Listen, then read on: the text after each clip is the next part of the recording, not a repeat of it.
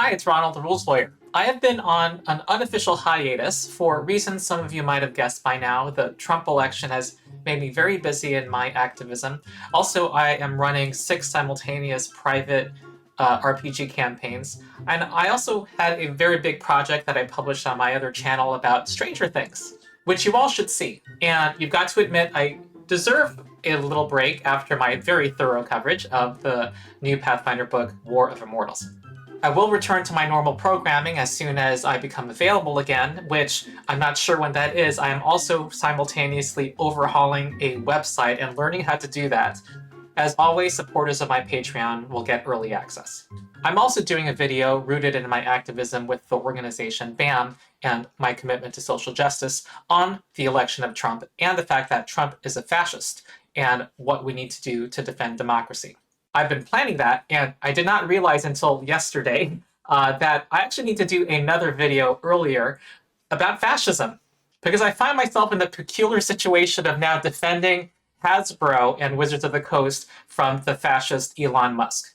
Peculiar because many of you know that I'm calling for boycotting Wizards of the Coast for a number of things, including working with union-busting goons, the Pinkertons, for its layoffs and attacks on its own workers, to support any impulse of unionization among the people who work for WOTC, as well as to oppose having a near monopoly in the tabletop role-playing game space and the predatory consumer practices that is causing. But now, the richest man in the world, Elon Musk, is now directing his reactionary internet mob against Wizards of the Coast and Hasbro.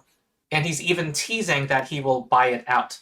Hasbro's net worth as a corporation is $9 billion, which is doable for Elon Musk. He has about $300 billion.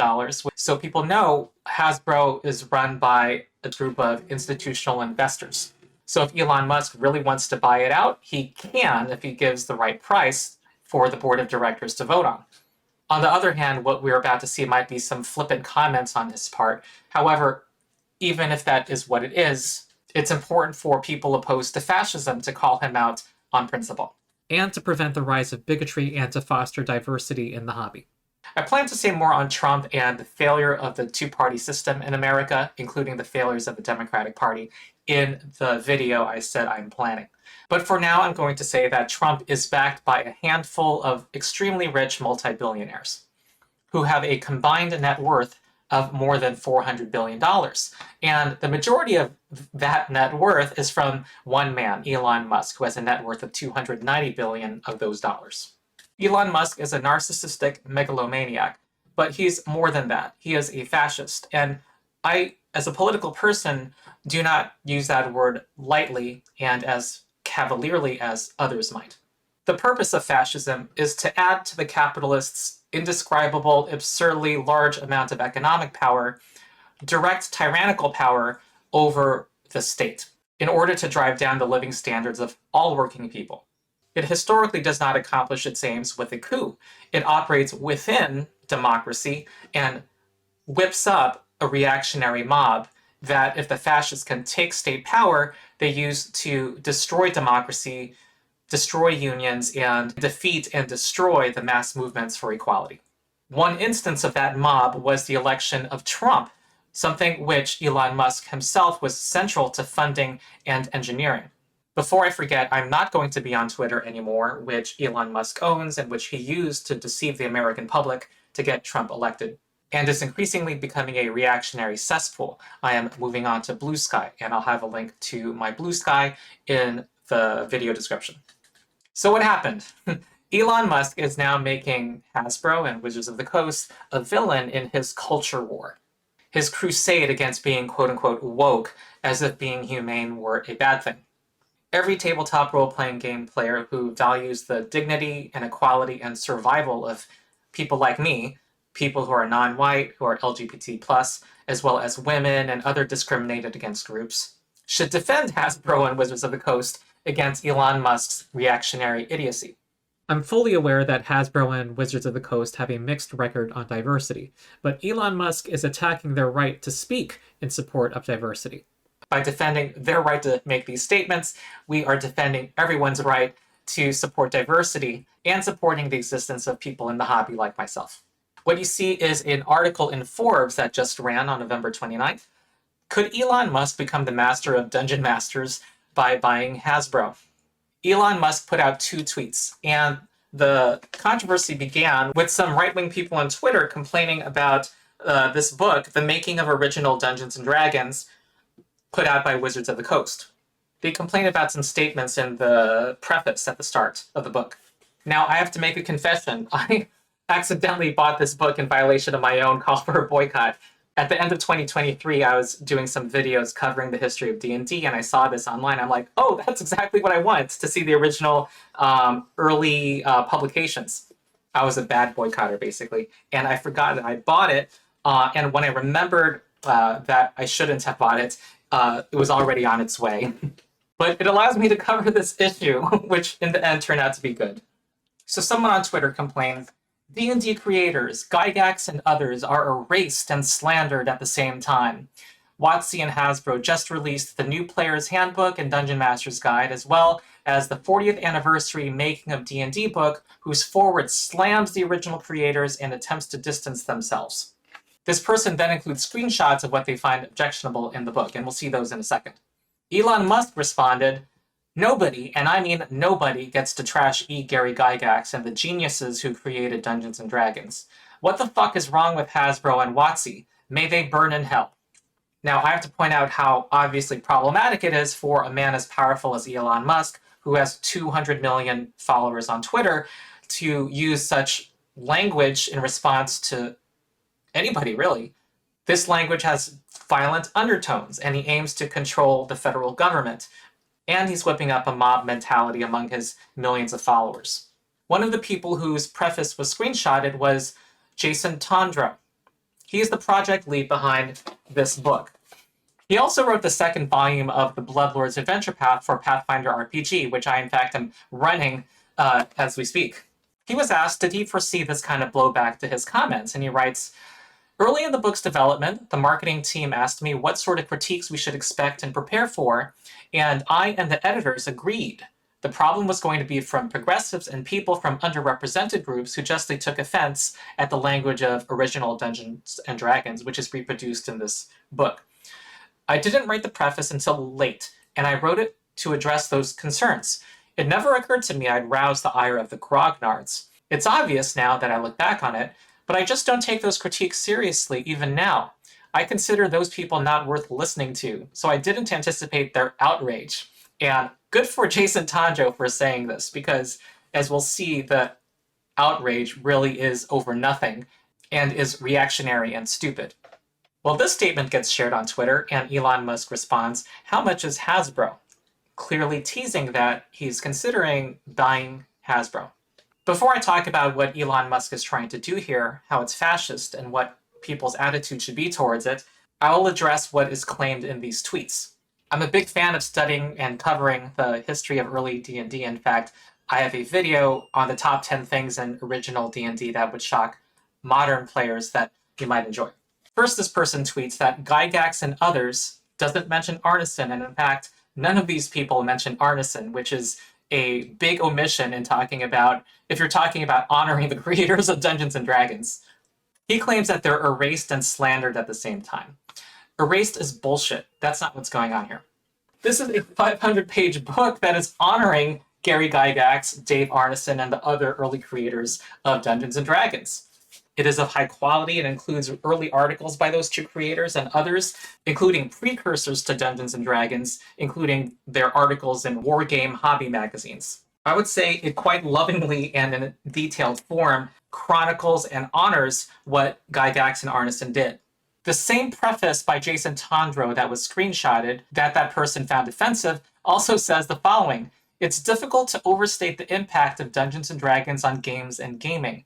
Modern video games with their classes, levels, and hit points are D&D's direct descendants, using language, tropes, and mechanics first created by Dave Arneson and Gary Gygax. Science fiction and fantasy wargames likewise descend directly from some of the materials included in this book. This is the first sentence of the preface. The second screenshot that they complain about in that tweet is from the foreword by Jon Peterson. Jon freaking Peterson! He is a titan and probably the leading figure in chronicling the history of Dungeons and Dragons, and I have his book here, Playing at the World. A very detailed and rigorous account of the birth of Dungeons and Dragons coming out of wargaming and early science fantasy literature. It's over 600 pages, and it has small type. But you should look at his website, by the way, Playing at the World. It's an excellent source for looking at the early history of Dungeons and Dragons. Jon Peterson wrote all of the historical notes in this book, I believe, chronicling what Gygax, Arneson, and other early hobbyists did to create Dungeons and Dragons. And in his foreword, he says, "It has long been my position that the contributions of both co-creators were indispensable, that the game would not have appeared, let alone survived for a half century, without the work and ideas of both Gygax and Arneson," which these people on Twitter don't recognize. They don't recognize Arneson. But that said, the original designers of D&D were themselves participants in broader communities in wargaming and science fiction fandom, and the game owes much of its shape to the web of influences that surrounded them. Gygax and Arneson socialized many of their ideas in fan magazines or fanzines, some of which are reproduced here. He's saying the truth. He's talking about the fact that these weren't two people, geniuses, as Elon Musk calls them, descended from on high, like born out of the head of Zeus, like Athena. They were products of their time in history and came out of a wargaming community that shared ideas. And that came with good and bad. And the good is what brought us Dungeons and Dragons and the entire RPG genre that we have today, with its huge influence on other gaming and on our culture. All right, so this person claims falsely that these two people erased Gygax and others. Their other claim is that they slandered them. Now let's look at that claim.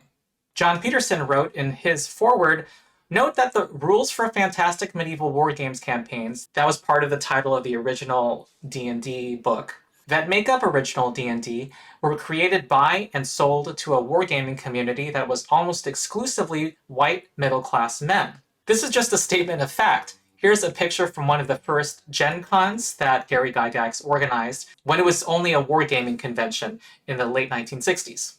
I think that might be Dave Arneson right there. Not sure, I think.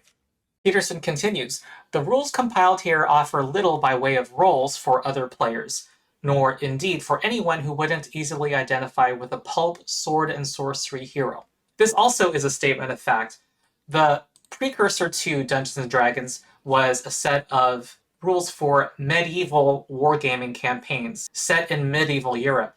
And it had in its appendix a set of rules for having fantasy wargames that included monsters that you kind of expect from a big, massive army battle in Lord of the Rings. For unsurprising reasons, medieval Europe was of interest to this milieu of people of American society who made up the vast majority of the wargaming hobby at the time. And the reference to pulp, sword, and sorcery heroes is a reference to the literature that directly inspired Gary Gygax. He actually didn't see Lord of the Rings as one of his direct influences. He looked at sword and sorcery fiction, things like Conan the Barbarian, Fafhrd and the Grey Mouser.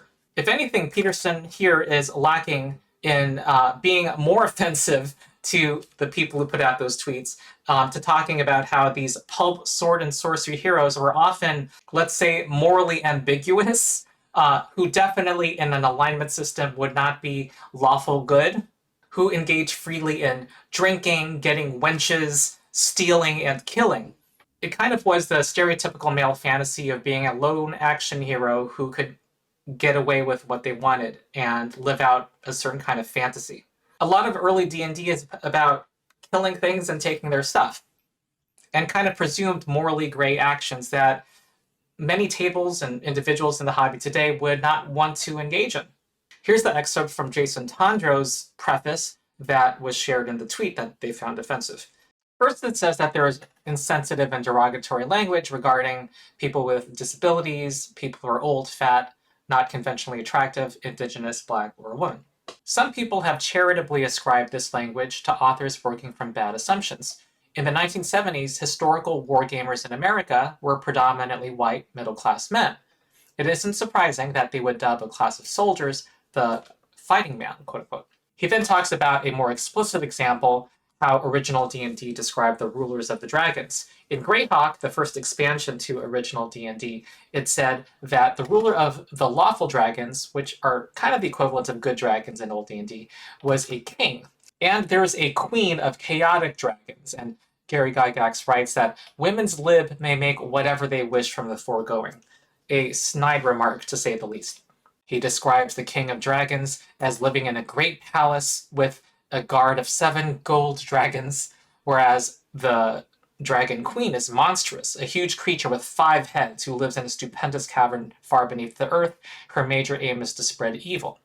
Jason Tondro continues to say that it's an unfortunate fact that women seldom appear in original D&D, and when they do, they're usually portrayed disrespectfully. This also is fact. This is, I think, the only portrayal of women in the first of the 3 books in original D&D. I actually lied. The only other picture is of 2 witches, and women generally are mysterious creatures that, when they're presented as adversaries in early D&D, it's how they charm men and manipulate men. There's a notorious article from an early Dragon magazine in 1977 on women and magic and bringing the Distaff Gaber into D&D, a antiquated word for women. Women had a beauty ability score that they had to roll. And there are other issues. It's in this excellent video done by Daddy Rolled a One, one of my favorite channels. He likes to cover the early history of D&D, and he does this video that people can find. I'll have a link in the description about that article. Tondro continues. Slavery appears in original D&D not as a human tragedy that devastated generations over centuries, but as a simple commercial transaction. And perhaps the most blatant instance of this was in 1977 when Dave Arneson put out his the first fantasy campaign book. It's basically a set of rules for running a campaign in which people can run the different kingdoms. And you can invest money in things such as horse breeding, tarn breeding, and slave breeding. Male slaves cost 25 gold plus 5 gold per point of strength, whereas female slaves cost 500 gold plus 25 gold per point of charisma. These are all just facts about the history of the hobby. It's important to talk about this history in order to make the hobby welcoming today. And here is a good post on Reddit by Ben Riggs, who is someone I've criticized on this channel before. And this is a good post by him that has one of the worst sexist statements from Gary Gygax. And Ben Riggs concludes, when we see something bigoted in old D&D, we talk about it. It lets the new, broad, and deep tribe of D&D know that we do not want bigotry in D&D today. Talking about it welcomes the entire human family into the hobby. To do anything less is to damn D&D to darkness. It hobbles its growth, gates its community, denies the world the joy of the game, and denies its creators their due. D&D's creators were visionary game designers. They were also people, and people are kind of fucked up.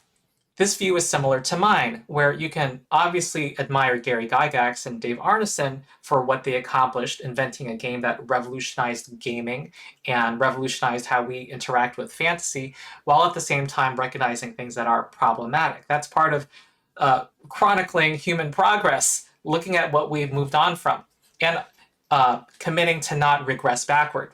Truly honoring people who have done great things in history involves looking at what they've actually done and looking at them as actual people, not idealizing them and using them as a talking point to advance an agenda that they're not able to say their position on because they're dead. For Elon Musk and his mob, this has nothing to do with honoring Gary Gygax and the other creators, as they're clearly being honored in this book. The real objection is to people being concerned about including historically underrepresented groups in the hobby at all. This is not about honoring Gygax and Arneson's legacy, nor is it about anyone's ability to explore dark themes or oppression in their own RPG campaigns, which everyone, of course, is free to do. This is about some people who want to be openly disrespectful and bigoted to exclude people from oppressed groups out of this hobby and ultimately out of this society. And that's what Elon Musk is trying to whip up. In the end, it is obviously ridiculous to get worked up about a preface to a gaming book that acknowledges that discrimination against Black people, women, and LGBT people and others exists and is wrong. These people are as ridiculous as the racists who marched in Charlottesville with tiki torches against imagined horrors. which in reality is simply the supposed horror of losing white male privilege. I'll get to that in a second, but there's one more thing about this mob mentality Elon Musk is trying to whip up that I want to point out that is characteristic of fascism. That first Twitter post shared this statement from Rob Kuntz. He's one of the early people who worked on D&D who personally knew Gygax and Arneson. And he uses language complaining about Wizards of the Coast that paints them as an evil corporation. He says, "These people are the epitome of evil robber barons parading as the good guys, preaching righteous indignation while counting their bottom lines, taking their vacations, and dreaming about their next cafe latte." Similarly, Elon Musk poses himself, astonishingly enough, as anti-corporate. Just a few days ago, he tweeted, "Too many game studios that are owned by massive corporations. XAI is going to start an AI game studio to make games great again." Of course, Elon Musk himself is the biggest oligarch. It just happens to be that he is an individual who's obscenely rich. And I just want to say that this is the rhetoric of fascism. Fascism historically pretends to be against the rich and the powerful. In Germany, it was against Jewish bankers who supposedly were responsible for the misery of the masses of Germans. And historically, fascism, despite its anti-capitalist rhetoric, is all about handing power to a handful of people who are capitalists. People like Elon Musk and these idiots these 11,700 people who endorse him buying Hasbro are willing to give D&D to a madman who wants to make AI gaming a reality. Just like with historical fascism, their stupidity and their cult-like worship of people like Elon Musk is their own undoing. Fascism appeals to sad, unhappy, mostly white men who see the decline in their living standards that all Americans and all people are facing. But they are so fueled and blinded by their racism and misogyny and other prejudices that they falsely think that hankering toward a past where they could openly be bigoted against Black and brown people and women and LGBT people will somehow actually improve their lives. Which it won't, and just defeats the very people who are key to defeating the Elon Musks of the world who are responsible for the decline of living standards in the first place. There's a great quote from Dr. Martin Luther King Jr., who was the most important leader of the US civil rights movement of the 1950s and 60s. He also was a scholar of history, and in his 1965 speech that concluded the Great March from Selma to Montgomery that won the 1965 Voting Rights Act, he drew from his history of the Reconstruction era after the Civil War, where after some initial gains for Black people and advances for all people in America, the former Southern slave-owning class, in alliance with Northern capitalists, imposed a system of legal segregation called Jim Crow in the South to keep Black and white workers divided from each other and oppressed.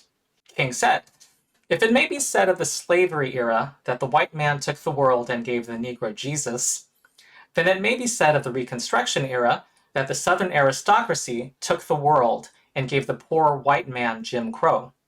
He gave him Jim Crow, and when his wrinkled stomach cried out for the food that his empty pockets could not provide, he ate Jim Crow, a psychological bird that told him that no matter how bad off he was, at least he was a white man, better than the Black man, and he ate Jim Crow.